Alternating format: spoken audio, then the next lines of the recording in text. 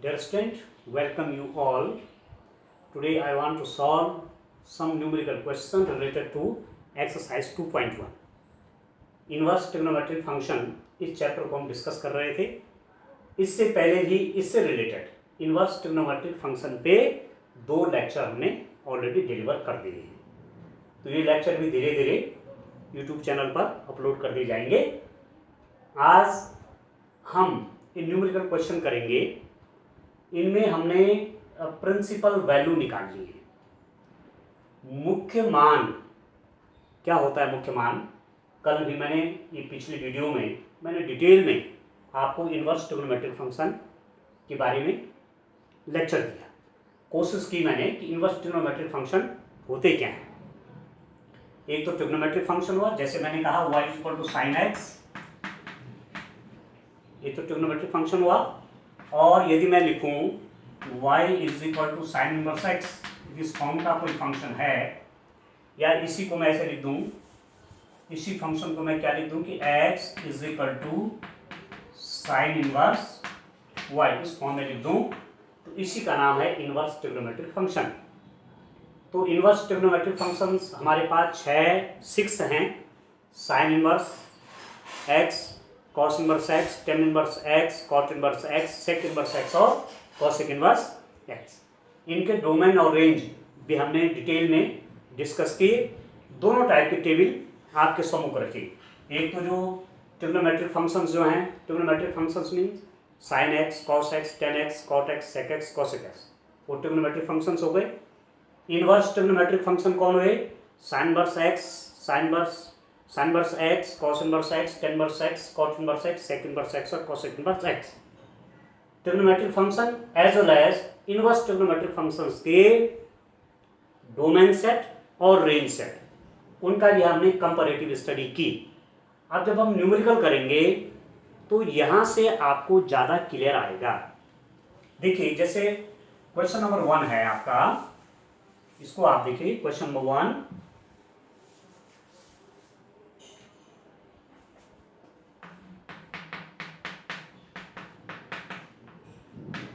Exercise हमारा 2.1 है। Question number 1 है, find the principal value of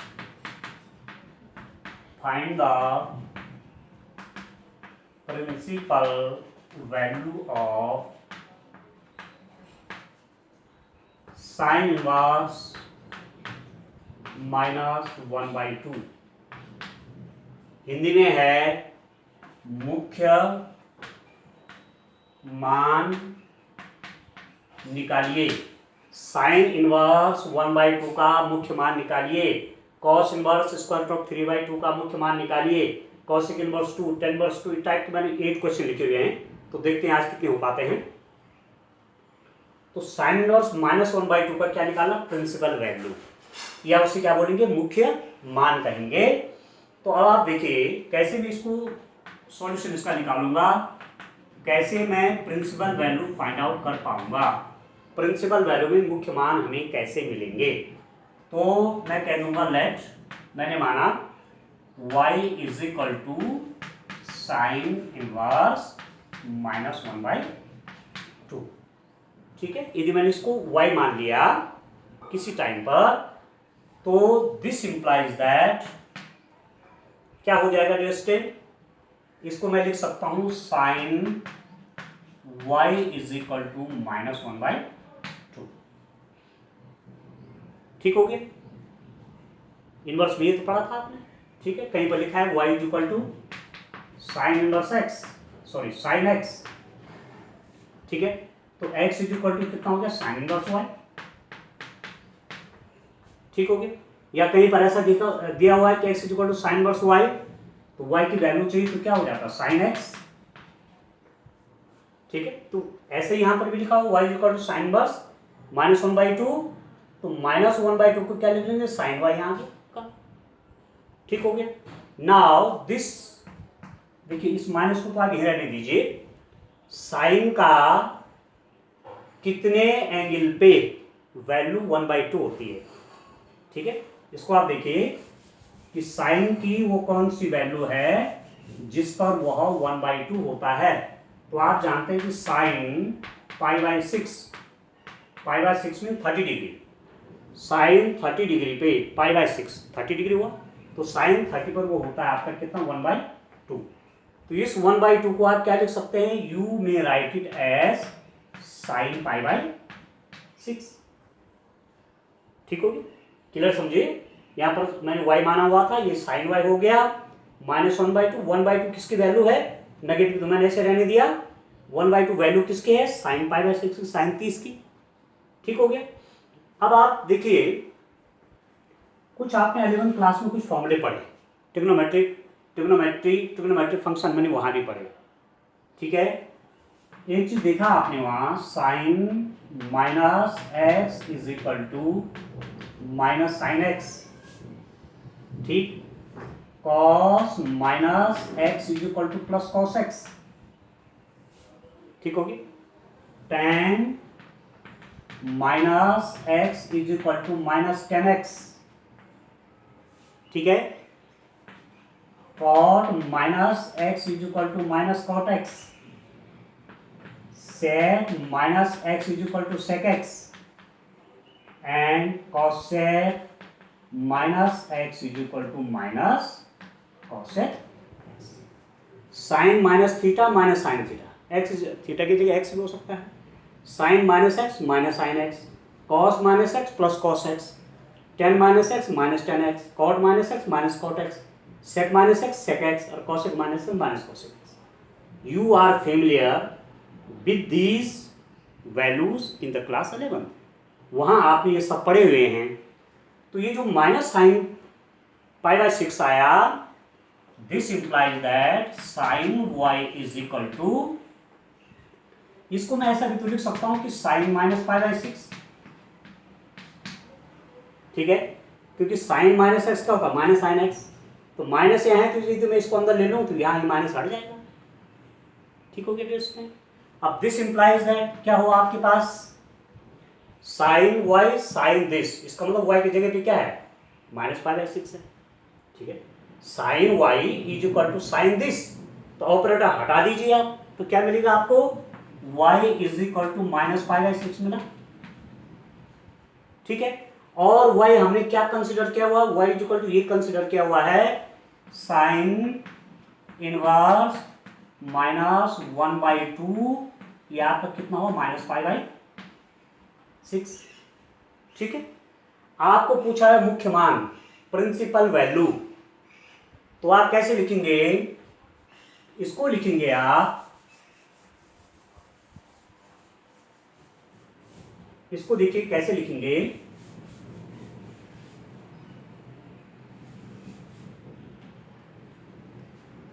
आप जानते हैं student, range of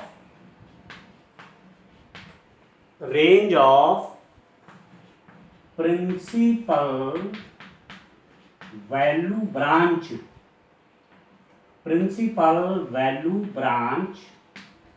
range of principal value branch for sine inverse x is कितना है, -π/2 टू π/2।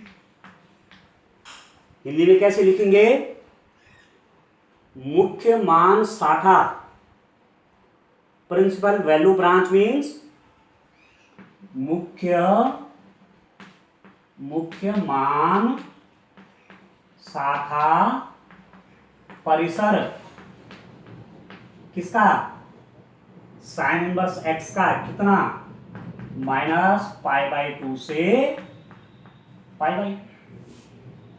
ठीक है जैसे, तो आप ये देखिए क्या लिख रहा हूं मैं, principal, range of principal value branch for sine inverse axis, ये होता है, क्योंकि आप जानते हैं जब हमने फंक्शन और इनवर्स फंक्शन डिफाइन किए थे, फंक्शन एंड इनवर्स फंक्शन, आपने देखा था y equal to sine X के केस में हमने देखा था sine function is defined as r map down to -π/2 to π/2, ये तो डिफाइन किया था। ठीक है, पर जब हमने इसका इनवर्स डिफाइंड किया तो साइन इनवर्स क्या हुआ था, ये तो यहां जाता है -π/2 to π/2 नहीं, फिर से देखिए क्या डिफाइन किया था, sine so that r map down to क्या किया था -1 ठीक है, r इज डिफाइंड एज -1 जब इसका मैंने इनवर्स डिफाइन किया तो ये यहां आ जाता है, ये तो बन जाता है आपका डोमेन सेट -1 और यहां जो रेंज बना, रेंज सेट क्या बना -π/2 से π/2। इस पर हमने पिछले लेक्चर में डिस्कस किया हुआ है। तो यही तो है क्या, इसी को किसको, ये जो है -π/2 to π/2 किस केस में, साइन इनवर्स के केस में, इनवर्स फंक्शन ऑफ साइन के केस में इसी का नाम क्या है, प्रिंसिपल वैल्यू ब्रांच या मुख्य मान शाखा। ये मुख्य मान शाखा है, परिसर है, परिसर तो है, इसका परिसर तो है, रेंज है नहीं, तो आप कह सकते हैं range of principal value branch या मुख्य मान शाखा परिसर, हिंदी में बोलेंगे मुख्य मान शाखा परिसर।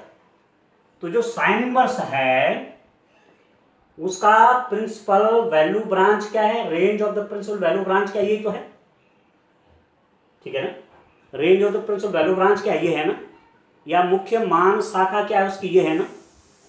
तो साइन इनवर्स की जितनी भी वैल्यू आप निकालेंगे सब इसी के अंदर तो आएंगी, -π/2 से लेकर के π/2 के बीच में तो आएंगी वो, ठीक है। और वो कितना आया, वो आया -π/6। तो जो वैल्यू आपकी साइन इनवर्स की इसके बीच पड़ेगी उसका नाम क्या है, प्रिंसिपल वैल्यू, ठीक है, या उसका नाम है मुख्य मान। तो आप आंसर क्या लिखेंगे, साइन इनवर्स -1/2 का मुख्य मान कितना हो जाएगा, बराबर -π/6। या इंग्लिश में लिखना चाहेंगे तो प्रिंसिपल वैल्यू ऑफ किसका, साइन इनवर्स -1/2 इज -π/6। समझ में आ गया, प्रिंसिपल वैल्यू चाहिए। प्रिंसिपल वैल्यू कहां मिलेगी, प्रिंसिपल वैल्यू यहां मिलेगी साइन के लिए, साइन इनवर्स के लिए यहां मिलेगी, ये आपको फिक्स कर रखा है। कल हमने इस पर काफी डिटेल में चर्चा की थी कि साइन का इन्वर्टेबल इनवर्स तभी एग्जिस्ट करता है जब आपने उसको इतने में रिस्ट्रिक्ट कर दिया, इतने में उसका रेंज स्ट्रिक्ट कर दिया, रिस्ट्रिक्ट इतने में उसको रोक दिया, तो वो 1/2 बना और इसका इनवर्स निकला।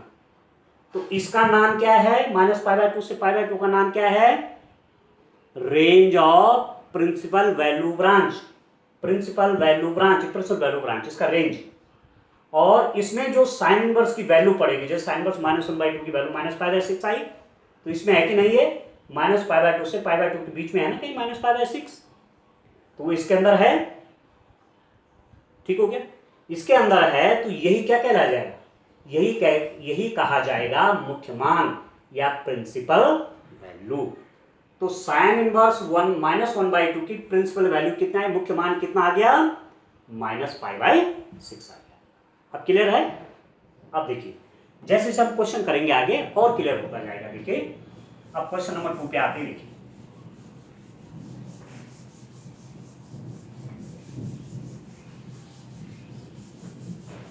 क्वेश्चन नंबर 2 देखिए, क्वेश्चन नंबर 2 हमारे पास क्या है स्टूडेंट, क्वेश्चन नंबर 2 है find the principal value of, किसकी प्रिंसिपल वैल्यू चाहिए, कॉस इनवर्स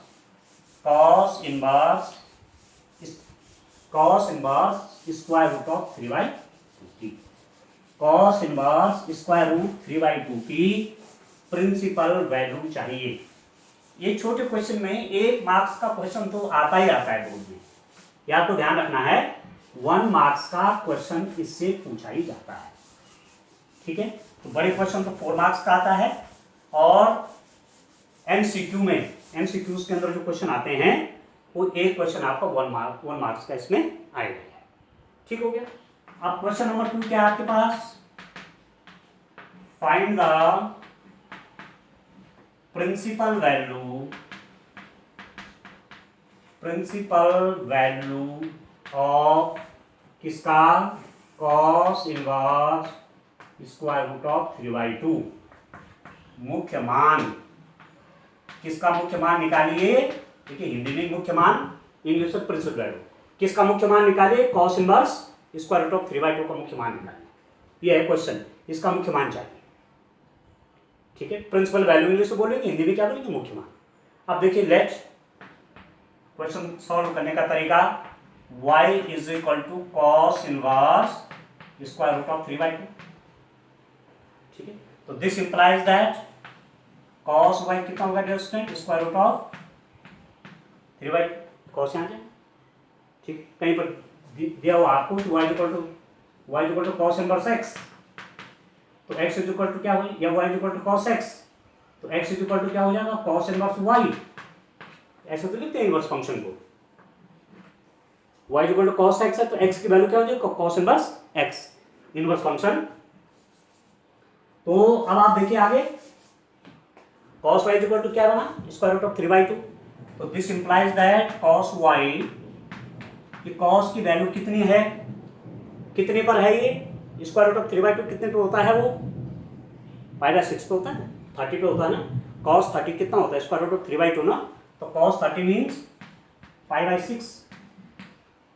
ठीक है, cos 30 स्क्वायर रूट ऑफ 3/2, ये cos π/6 हो गया।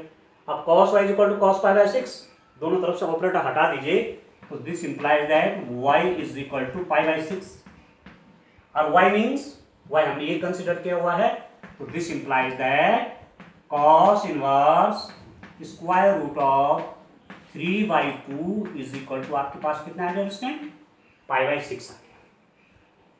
ठीक है, अब आप देखिए आप कैसे लिखेंगे, आंसर किस रूप में लिखेंगे, range of principal value branch of cos inverse square root of 3/2 is, या cos इनवर्स लिख सकते हैं, स्क्वायर रूट 3/2 में नहीं लिखेंगे तो cos इनवर्स लिख देंगे। रेंज बोल रहा है ना, principal value branch, cos inverse x की लिख लीजिए, चाहिए यहाँ पर cos इनवर्स x इज कितना होता है डियर स्टूडेंट, 0 से π होता है ना। ठीक है, range of principal value branch of cos inverse x is this, hence the principal value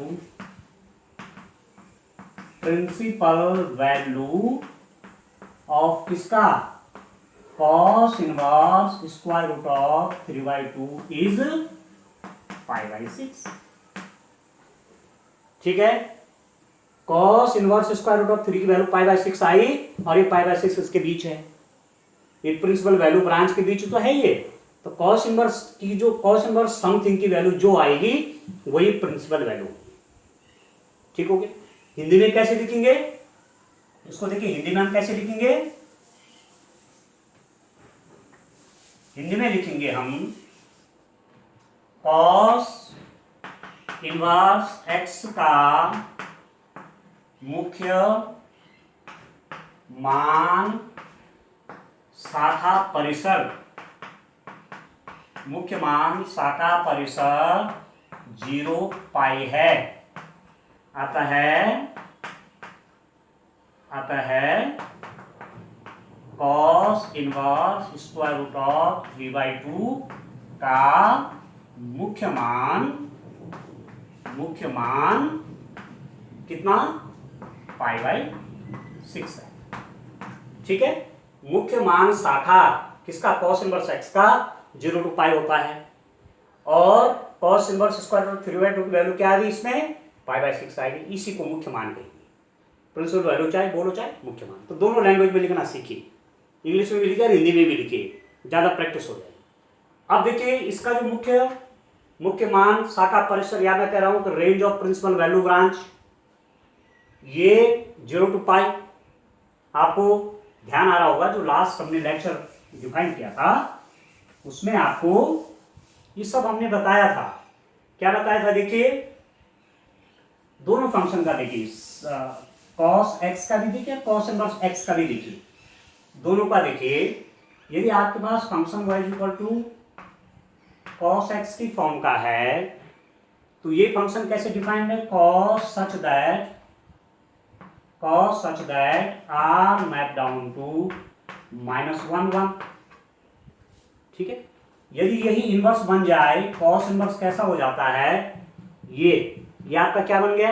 ये तो डोमेन सेट बन गया, ये तो आर की जगह आ जाता है यहाँ पर -1 1, और ये किसके साथ यहाँ हो जाता है? इसको कहाँ रिस्ट्रिक्ट किया गया है? 0 to पाई। ये पूरा आर नहीं होता, इसका एक पार्ट है 0 to पाई, केवल इसी में ही 1 1 on 2 होता है। तो इसीलिए इसको 0 to पाई को क्या बोला गया है? इसी को तो बोला गया है principal value branch, range of principal value branch, मुख्य मान शाखा परिसर कॉस इनवर्स के लिए ये। तो इसी में वैल्यू देखनी है और इसी में वैल्यू आपके π/6 है, इसलिए उस वैल्यू, इसीलिए इसको ये जो आ रहा है π/6, इसको क्या बोलेंगे? मुख्य मान। प्रिंसिपल वैल्यू कितनी हो गई? π/6। किसकी? इसकी cos inverse square root of 2 का मुख्य मान कितना हो गया? π/6। Cos inverse square root of 3/2 का मुख्य मान प्रिंसिपल वैल्यू कितनी होगी? π/6। क्लियर हो रहा है? चलिए और आगे देखते हैं, और क्लियर होता जाएगा जैसे जैसे हम क्वेश्चन आगे करेंगे, आपको धीरे धीरे सारा आइडिया आ जाएगा। आंसर लिखने का एक तरीका आपको थोड़ा सा ध्यान में कर देना है कि हमने कौन कौन सी लाइनें लिखी हैं, और सबके लिए लाइनें वही हैं, इसलिए कोई कंफ्यूजन वाली बात भी नहीं है। ऐसा नहीं कि अलग अलग के लिए अलग अलग फंक्शन के अलग अलग लाइनें लिखनी पड़ रही हैं। लैंग्वेज एक ही टाइप की है, केवल रेंज सेट अलग अलग होंगे, अलग अलग ट्रिग्नोमेट्रिक फंक्शन के रेंज सेट अलग अलग होंगे। अब क्वेश्चन नंबर 3 देखिए आपको चाहिए principal value, find the principal value of cosec inverse 2, मुख्य मान किसका? कॉसेक इनवर्स 2 का मुख्य मान बताइए, यह है प्रश्न। या कॉसेक इनवर्स 2 का मुख्य मान ज्ञात कीजिए, या find the principal value of cosec inverse 2, ये क्वेश्चन है। ठीक है, अब आप देखिए सारे क्वेश्चन में एक ही तरीका, let y is equal to cosec inverse 2, this implies that, cosec क्या आ जाएगा तो क्या बन जाएगा? Cosec y is equal to 2। जैसे आपने देखा होगा ये इनवर्स ट्रिग्नोमेट्रिक फंक्शन, एक तो ट्रिग्नोमेट्रिक फंक्शन है, सब कहते हैं ट्रिग्नोमेट्री बहुत आसान, सब आसान, बहुत आसान है, आसान। वैसे मैथमेटिक्स सब आसान है, कठिन कुछ नहीं है, थोड़ा फंडामेंटल क्लियर हो जाए तो बड़ा आसान है। पर जब इनवर्स शब्द लग जाता है तो उसी में थोड़ा सा एक ट्विस्ट आ जाता है, थोड़ा सा ऐसा लगता है स्टूडेंट को कि शायद कुछ टफ हो रहा है। इसलिए कि माना आप गाड़ी चलाना सीख रहे हैं, तो जब आपकी गाड़ी आगे बढ़ रही है, जब आप गाड़ी को आगे ले जा रहे हैं तो आगे चलाना आसान लगता है, पर जब आप गाड़ी को बैक करते हैं, बैक करना सीखते हैं तो थोड़ा कठिन हो जाता है। या चाहे जब आप ट्रेंड हो गए, आप कार चला रहे हैं तो आराम से निकल रहे हैं आगे, पर जब बैक करने की बारी आती है तो वहाँ पर थोड़ा सा स्पीड कम हो जाती है, ज़्यादा ध्यान आदमी लगाने लगता है। यदि आपने ड्राइविंग, अभी तो आप इतनी उम्र के नहीं हैं, या हो सकता है कुछ स्टूडेंट का लाइसेंस भी बना हो, कार चलाते भी हों, ठीक है, पर ये चीज़ें आपको अनुभव होंगी जब आप कार ड्राइव करेंगे, या कुछ बच्चे करते होंगे उनको ये अनुभव होता होगा। फ्रंट में तो आसानी, आगे तो फॉरवर्ड तो आसानी से हो जाती है, जब बैक करना पड़ेगा तो थोड़ा सा सोच विचार, आराम से गर्दन बाहर निकाल करके इधर उधर सब ध्यान रखना, मतलब ज़्यादा कॉशियस होना पड़ता है।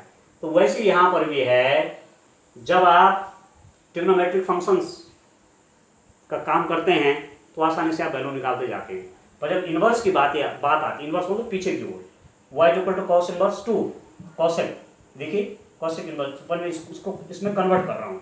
जब मैं इसको इसमें कन्वर्ट करूँगा तो मुझे थोड़ा आसानी मिल जाएगी, क्योंकि ये क्या है, एक ट्रिग्नोमेट्रिक फंक्शन है कॉसेक का, अरे इनवर्स ट्रिग्नोमेट्रिक फंक्शन किसका, कॉसेक का, ठीक है। तो ऐसे कन्वर्ट करने से मुझे थोड़ा आसानी मिल जाएगी, ठीक है, एक समझाने के पॉइंट ऑफ व्यू से मैं कह रहा हूं।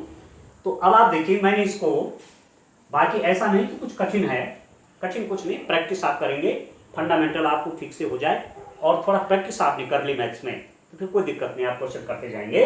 तो मैं कह रहा था कि y equal to cosec inverse 2 लिखा, तो कॉसेक को मैं लिया तो कॉसेक y कितना हो गया, 2, ठीक हो गया। अब आप इसको ऑलरेडी जानते हैं कि कॉसेक की वैल्यू 2 कितने डिग्री पे होती है, cosec y is equal to, अब आप देखिए, आप इसको साइन का रेसिप्रोकल के रूप में देखिए, साइन 30 होता है 1/2, साइन 30 1/2, ठीक है। साइन का रेसिप्रोकल कौन हुआ, कॉसेक हुआ, अब 1/2 का रेसिप्रोकल हुआ 2, इसका मतलब ये कॉसेक 30 की वैल्यू है, कॉसेक 30 डिग्री, 30 हो तो कैसे लिखते हैं इसमें, ठीक है, रेडियन के रूप में π/6, ठीक है, रेडियन के रूप में कैसे लिखा आपने, π/6, तो कॉसेक 30 आपका कितना हुआ, 2 हो गया। तो दिस इंप्लाइज दैट आप क्या लिखते हैं, y is equal to π/6, and y means, y आप कह सकते हैं, this implies that cosec inverse 2 is equal to कितना हो गया, π/6, कॉसेक इनवर्स 2 कितना हो गया, π/6, ठीक हो गया।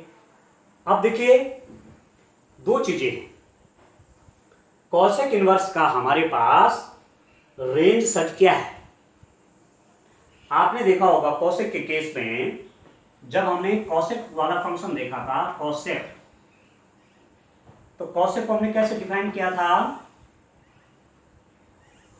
इसका डोमेन सेट कैसा था, r minus x such that x is equal to pi n belongs to z, ठीक है ना। इसको हटा देता हूँ, ये तो आप समझ गए यहाँ पर, तो लास्ट वाला आंसर रहने देता हूँ, ठीक है। क्या कह रहा हूँ मैं, इसका कॉसेक फंक्शन है ना, तो cosec x, trigonometric function cosec x है, उसको कैसे डिफाइन करते हैं, उसका जो डोमेन सेट होता है r minus x such that x is equal to pi n, x is equal to pi n belongs to z। ये मैप डाउन कहाँ रहता है, ये आपका मैप डाउन कहाँ होता है, आप जानते हैं r -1 पे होता है, ऐसे तो करते हैं ट्रिग्नोमेट्रिक फंक्शन, जब कॉसेक एक्स आप वो करते हैं तो इसका डोमेन सेट, क्योंकि कॉसेक एक्स क्या होता है 1/sin x, और sin x नीचे डिनोमिनेटर में 0 नहीं होना चाहिए, तो 0, पाई, 2 पाई, 3 पाई में आपका साइन 0 हो जाता है, इसलिए इतने पॉइंट हमने यहाँ से हटा दिए, x such that x is equal to pi n belongs to z, n मतलब जो n की वैल्यू 0 होगी तो 0, तो sine 0 0, n is equal to 1 तो पाई, साइन पाई 0, साइन 2 पाई 0, तो जितनी वैल्यू है ये हटा दिया r से, ठीक है। और उसका जो रेंज सेट बना वो क्या बना, कॉसेक का r माइनस कितना बना, -1, क्योंकि कॉसेक की कोई भी वैल्यू -1 और +1 के बीच नहीं पड़ती, इसलिए r से ऑलरेडी हटा दे, क्योंकि ये तो है ही नहीं उसमें, ठीक है।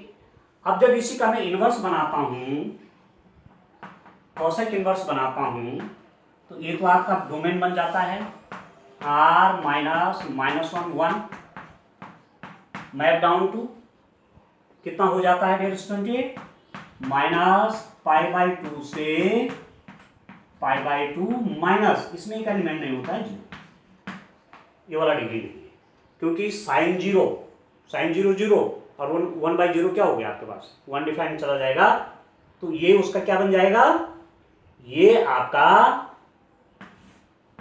रेंज सेट बन जाएगा।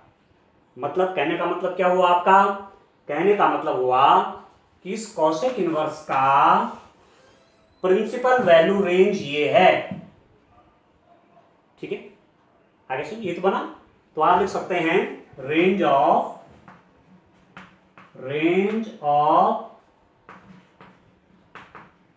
प्रिंसिपल वैल्यू ब्रांच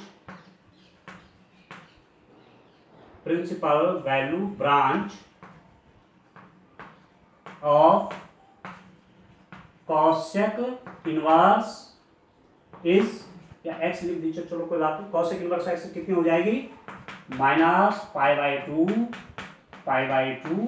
माइनस ये 0 एंगल, ये नहीं होगा, इसमें 0 एंगल नहीं होगा। π/2 से -π/2 के जितने एंगल पड़ेंगे, एक 0 भी पड़ेगा तो 0 इसमें नहीं है, इसके बीच वैल्यू आनी चाहिए। और मुझे कॉसेक इनवर्स 2 की वैल्यू कितनी है कि π/6, और π/6 यहाँ है कि नहीं है, ये तो पड़ता है, π/6 आपका ये तो पड़ेगा, ठीक है। इसका मतलब देयरफॉर द प्रिंसिपल वैल्यू किसकी, principal value of cosec inverse 2 is कितनी, π/6। कॉसेक इनवर्स 2 की प्रिंसिपल वैल्यू कितनी होगी, π/6, और उसका मुख्य शाखा परिसर, मुख्य मान शाखा परिसर कितना था, यहां था, ठीक है। तो हिंदी में आंसर कैसे लिखेंगे आप, समझ में आएगा आपको, तो हिंदी में मान कैसे लिखेंगे, हिंदी में आंसर इस रूप में लिखेंगे आप दोनों लैंग्वेज में लिखना सीखिए, English as well as Hindi, कोई दिक्कत नहीं आएगी, क्योंकि हायर क्लासेस में जब आप जाएंगे या इसके बाद इंजीनियरिंग आगे आप करेंगे तो आपको आसानी रहेगी, लैंग्वेज दोनों यूज करिए। आप लिखेंगे कॉसेक इनवर्स एक्स का मुख्य मान शाखा परिसर क्या है, -π/2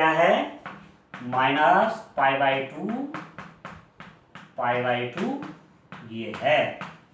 आता है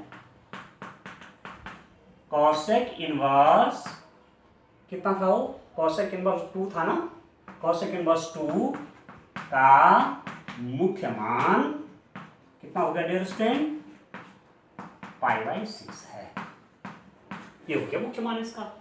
कॉसेक इनवर्स 2 का मुख्य मान क्या आ गया, π/6 आ गया।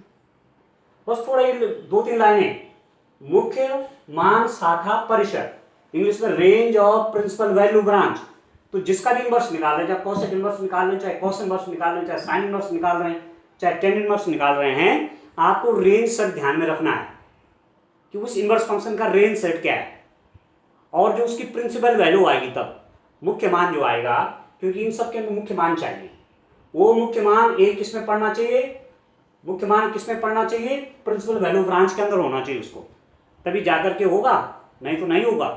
प्रिंसिपल वैल्यू ब्रांच से बड़ा हो गया, यदि कोई वैल्यू आपने पाई ली थी तो पाई इसमें है ही नहीं, इसका मतलब उसका वो मुख्य मान है ही नहीं, उसका प्रिंसिपल वैल्यू पढ़ना यहाँ चाहिए, जैसे यहाँ π/6 पढ़ गया, ठीक है, तभी कहा जाएगा कि क्या है, इसकी प्रिंसिपल वैल्यू, क्योंकि वो कहाँ पढ़ रही है, प्रिंसिपल वैल्यू ब्रांच के अंदर पढ़ रही है। तो एक तो आप एक कंपैरेटिव चार्ट बना लीजिए ट्रिग्नोमेट्रिक फंक्शंस के भी, उनके डोमेन या रेंज सेट, ठीक है, बुक में भी दिए हुए हैं, और जो इनवर्स फंक्शन है इनवर्स ट्रिग्नोमेट्रिक फंक्शन जो हैं उनके भी डोमेन और रेंज सेट के चार्ट, एक चार्ट बना लीजिए कंपैरेटिव, साइन का क्या है और साइन इनवर्स का क्या है, कॉस का क्या है, कॉस इनवर्स का क्या है, बस एक बार दिमाग में पूरा बैठ जाएगा तो कहीं गलती नहीं होगी, आसानी से काम करने में भी समस्या नहीं, ठीक है। और वैसे एक लेक्चर में मैंने पूरा डिटेल में वो दोनों के डोमेन रेंज दे रखे हैं, ट्रिग्नोमेट्रिक फंक्शंस के लिए, इनवर्स ट्रिग्नोमेट्रिक फंक्शंस के, ठीक हो गया। अब बुक में भी आपको सब मिल जाएगा। अब आप देखिए क्वेश्चन नंबर 4 देखिए आप,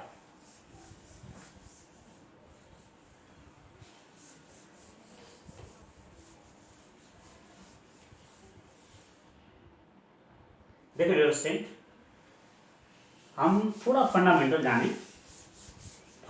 जान करके तब थोड़ा प्रैक्टिस करेंगे तो मैथमेटिक्स हमें बहुत आसान हो जाएगा, फिर हमें दिक्कत नहीं आएगी कहीं, और ये तो बहुत स्कोरिंग सब्जेक्ट है, इसी से स्टूडेंट के परसेंटेज बहुत हाई चले जाते हैं। अब क्वेश्चन नंबर 4 देखिए, आपको निकालना है प्रिंसिपल वैल्यू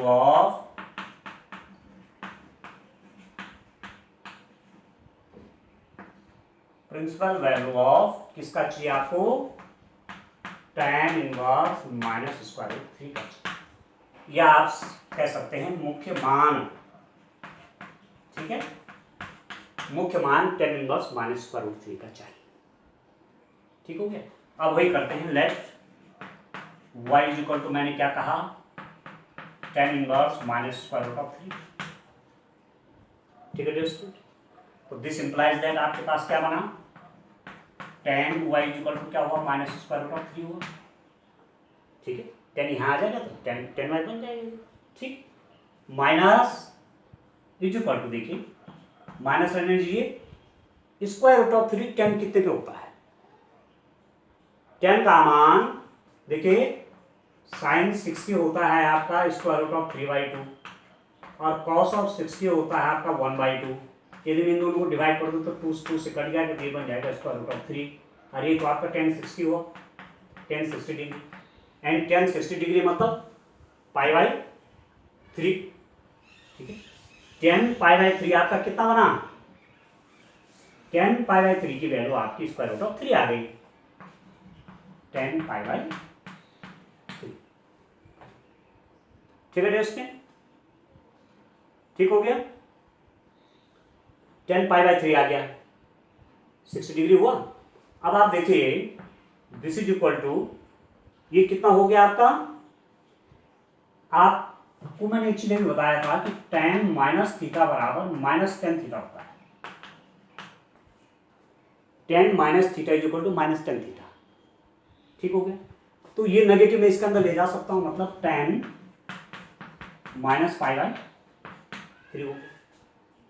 अब कंपेयर कीजिए, tan y is equal to tan minus π/3, this implies that y is equal to minus π/3,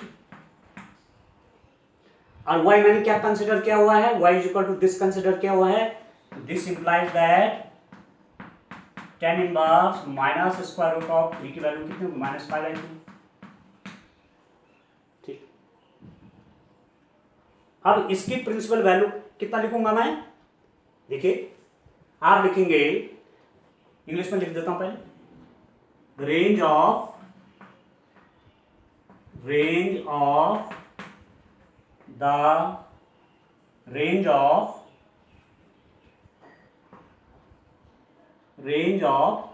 principal value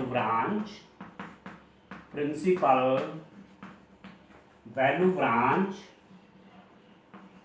of tan inverse x is,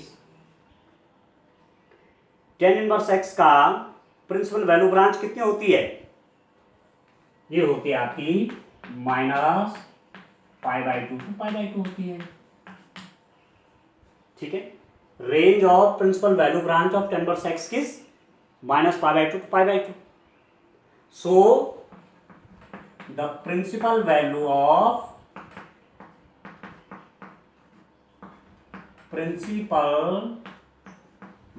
of किसका, tan inverse square root of 3 is minus π/3। ठीक है, तो principal value कितनी होगी, minus π/3 होगी, हमने निकाला यहाँ पर। हिंदी में कैसे आंसर लिखेंगे, हिंदी में लिखेंगे आप tan इनवर्स x का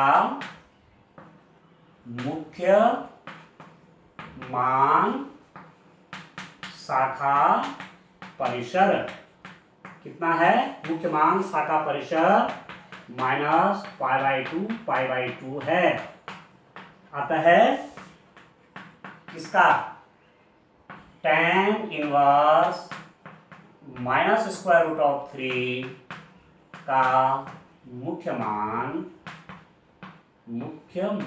कितना हुआ रेजिस्टेंस, माइनस π/3 है। ठीक है, क्योंकि आप जानते हैं ना भाई, ये जो π/3 आपका पड़ रहा है, देखिए ना, हमने जब tan फंक्शन देखा, जब आपने लिखा tan सच दैट, जो tan आपका है, tan फंक्शन कहाँ है, r minus x such that x is equal to 2n plus 1 pi by 2 n belongs to z। ये कहाँ मैप डाउन था? ये आर में मैप डाउन है। ठीक हो गया? ये कहाँ मैप डाउन हुआ आपका? आर में मैप डाउन हुआ। ठीक, जब मैं इसका इन्वर्स बनाऊंगा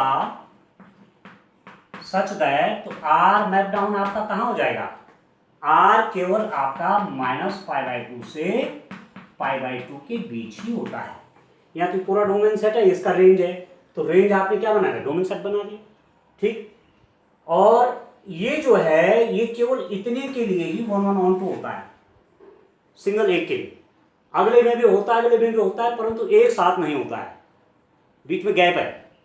तो इसको क्या बोला गया है? इसी को तो बोला गया है मुख्य मान शाखा। मुख्य मान शाखा परिसर है, रेंज है नहीं इसका। और जो आपका कितना आया? -π/3 आया, वो भी तो यही है, -π/2 और π/2 के बीच में -π/3। तो इसलिए इसका मुख्य मान कितना हो गया आपका? -π/3। इस पर हमने डिटेल में पिछले लेक्चर में डिस्कस किया है, रेंज और डोमेन सेट के। ठीक हो गया आपको? अब आप देखिए एक क्वेश्चन आप और देखिए, क्वेश्चन नंबर 5 देखिए अभी।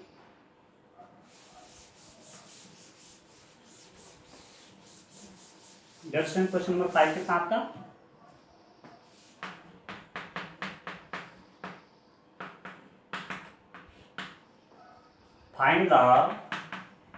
फाइंड प्रिंसिपल वैल्यू ऑफ, किसका प्रिंसिपल वैल्यू चाहिए?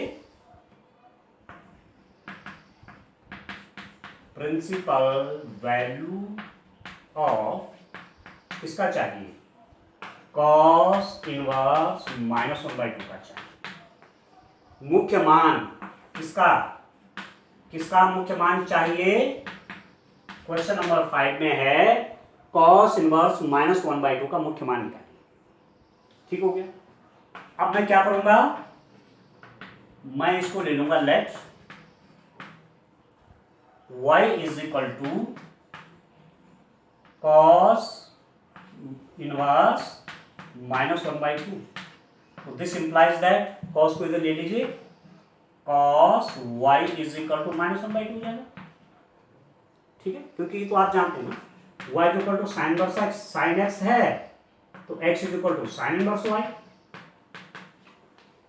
और यदि sine inverse y is equal to x है तो y is equal to sine x, y is equal to sine x, यहां जाता है। तो मैंने किया कॉस इनवर्स है, इसको मैं इसके साथ ले आया तो ये -1/2 हो गया। ठीक है, इज इक्वल टू माइनस, देखिए कॉस का कितने डिग्री पर 1/2 वैल्यू होती है? 60 पे। कॉस 60 आपका, कॉस 60 1/2 होता है। अब कॉस 60 मीन 60 को कितना लिखेंगे? π/3। ठीक है दोस्तों, अब आप यहां पर थोड़ा ध्यान दीजिए, यदि साइन होता तो मैं साइन माइनस लिख देता, पर आप जानते हैं कि कॉस, आप जानते हैं, क्या जानते हैं कि कॉस -x बराबर कॉस x से होता है। तो यदि मैं नेगेटिव को अंदर ले जाऊंगा तो फायदा ही नहीं है, क्योंकि ये तो गलत हो जाएगा फिर, क्योंकि कॉस -π/3 तो प्लस ही बन जाएगा, तो नेगेटिव तो आएगा नहीं, इसलिए इसको अंदर तो ले नहीं जा सकता। जैसे मैं साइन इनवर्स, जैसे साइन x में 10x में, ठीक है, आपने कॉसेक x में ले जा रहे थे ना, तो ये आपका इसको अंदर ले जा करके ये नेगेटिव नहीं रहते, पॉजिटिव ही रहता है। तो अब इसको आपको चेंज करना पड़ेगा। ठीक है, आपको देखना पड़ेगा कि कॉस नेगेटिव कब होता है। कॉस नेगेटिव दो केस में हो, आप देख सकते हैं इसको। एक तो कॉस, यदि मैं पाई -π/3 लिखूं, कॉस पाई -π/3, तो इसको आप ब्रेक करिए जरा, कॉस π/2 प्लस π/2 -π/3। ठीक है, π/2 प्लस तो माइनस हो जाएगा, माइनस साइन π/2 -π/3। ठीक है, और साइन -π/2 कितना हो जाएगा? प्लस हो जाएगा। फिर कॉस, मतलब एक तो कॉस पाई -π/3 भी आपका माइनस कॉस π/3 आया। ठीक है दोस्तों, cos pi minus pi by 3 भी आपका माइनस कॉस पाई बाई 3 आया।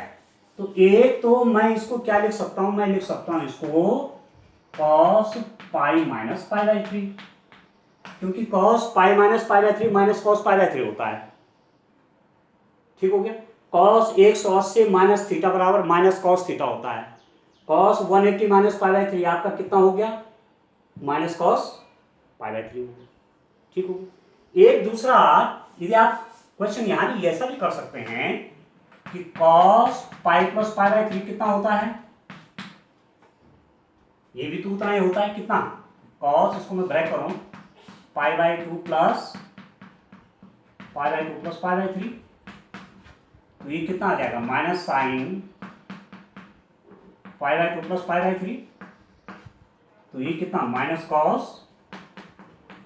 पाई बाई 3। कहने का मतलब हुआ कि cos pi plus pi by 3 इसी की value cos pi plus pi by 3 भी होती है। बड़ा इंटरेस्टिंग, इसको ध्यान से देखिए आप समझ रहे, cos pi minus pi by 3 भी माइनस कॉस पाई बाई 3 हुआ, और cos pi plus pi by 3 भी क्या हुआ, माइनस कॉस पाई बाई 3। तो मुझे किसको लेना चाहिए, इसको लूं कि इसको लूं, बड़ा इंटरेस्टिंग है। इसी पे आपके आगे क्वेश्चन भी आसान हो जाएंगे। देखिए कॉस, जब मैंने फंक्शन डिफाइन किया था y इक्वल टू ए, कई बार आपके पास कॉस एक्स था, तो आपने कॉस को कैसे डिफाइन किया, कॉस सच दैट आर आता था 0 से पाई, नहीं कितना था, कितना था, कितना था ये, -1 to 1 था ना। ठीक है, यहां से आगे तो, और जब आप इसका इनवर्स आप देख रहे थे कॉस इनवर्स सच दैट, तो ये बन जाएगा -1 to 1, और ये कहां बन गया था आपका 0 to पाई। इसको देखिए, क्योंकि क्वेश्चन आप आजकल इसके कर रहे हैं कॉस इनवर्स की, तो कॉस इनवर्स का डोमेन बन गया, रेंज बन गया, प्रिंसिपल वैल्यू रेंज, मुख्य मान शाखा ये है इसकी 0 to पाई। तो जब आप कॉस इनवर्स -1/2 की वैल्यू निकालेंगे तो वो 0 और पाई बाई 2, 0 भी हो सकती है पाई भी हो सकता है, 0 और पाई के बीच आना चाहिए। ठीक हो गया। यदि वो पाई से बड़ा हो गया तो प्रिंसिपल वैल्यू नहीं हुई, या वो 0 से छोटी हो गई तो वो भी प्रिंसिपल वैल्यू नहीं हुई। क्या होना चाहिए, 0 से पाई के बीच में ही उसको आना चाहिए। अब यहां पर देखिए आप, cos pi minus pi by 3 कितना हुआ, आप देखिए cos pi minus pi by 3 means cos 2 pi by 3। ठीक है, 2 पाई बाई 3 हुआ, और cos pi plus pi by 3 कितना हुआ, कॉस 4 पाई बाई 3। ऐड कर लीजिए ना, 3 और 4 हो गए, 4 पाई बाई 3।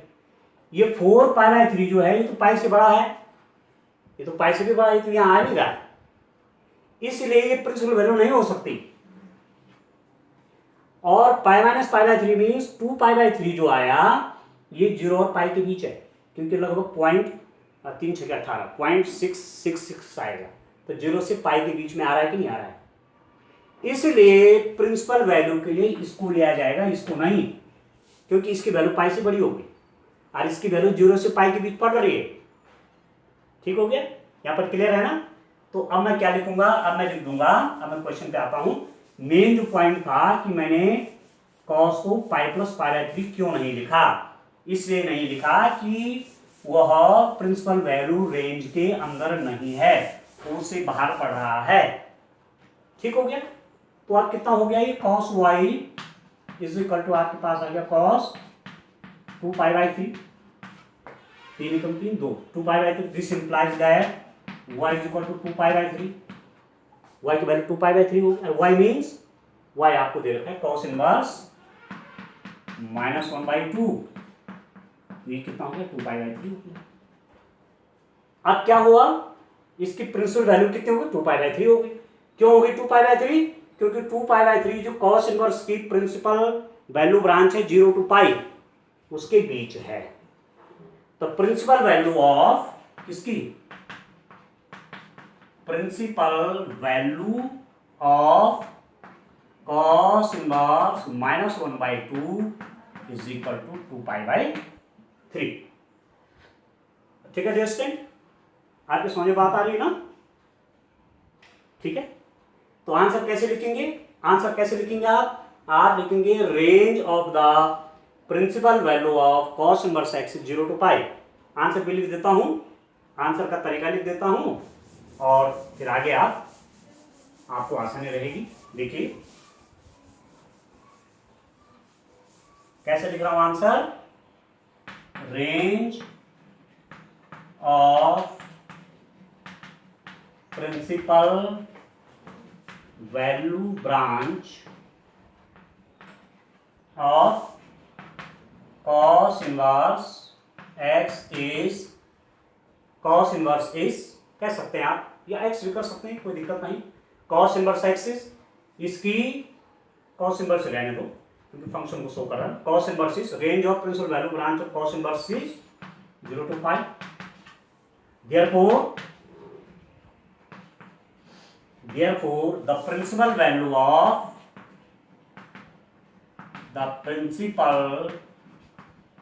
value of किसका, cos इनवर्स -1/2 इज 2π/3। ये लिखना क्यों जरूरी है? सीधा इसी को क्यों ना लिख दें? इतना लिखना क्यों जरूरी है?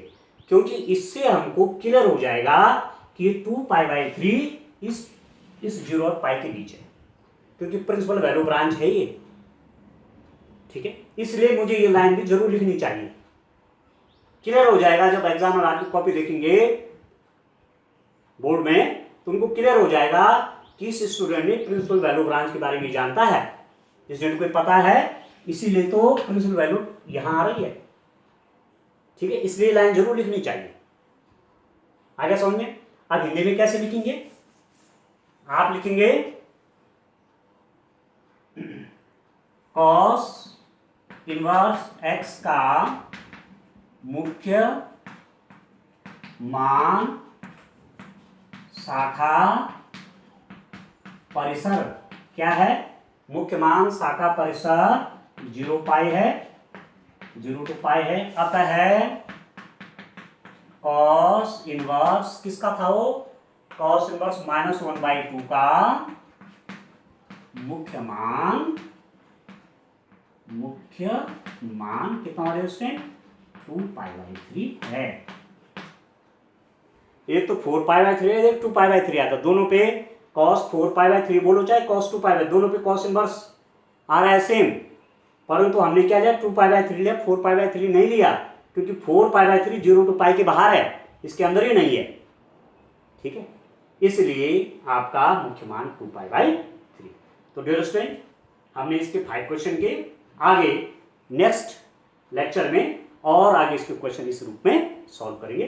तब तक के लिए बाय।